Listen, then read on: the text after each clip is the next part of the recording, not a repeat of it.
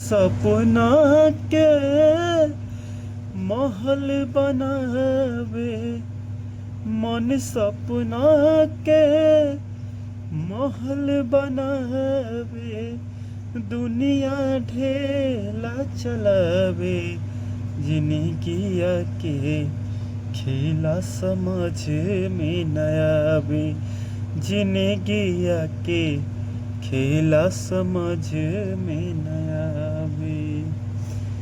जब जब दिन बिगड़े पर होला, केहू रोक न पावे। ओ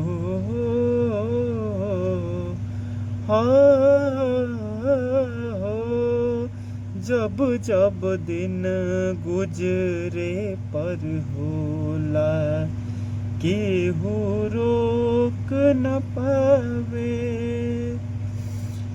जाने काले खल किस्मत में, जाने काले खल किस्मत पे, ई न पता चल पावे, जिंदगिया के खेला समझ में न आवे, जिंदगिया के खेला समझ में न आवे।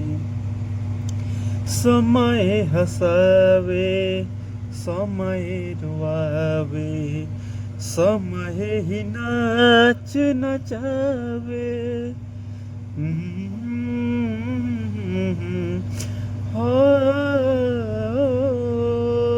समय हंसावे, समय रुआवे, समय ही नाच नचावे।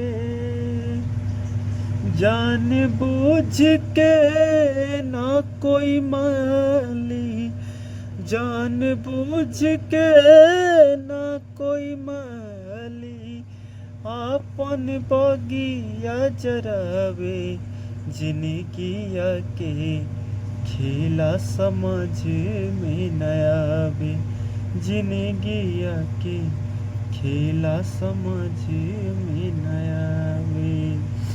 बनले के साथी सब केहू होला, बिगड़े पे मुँह घुमावे।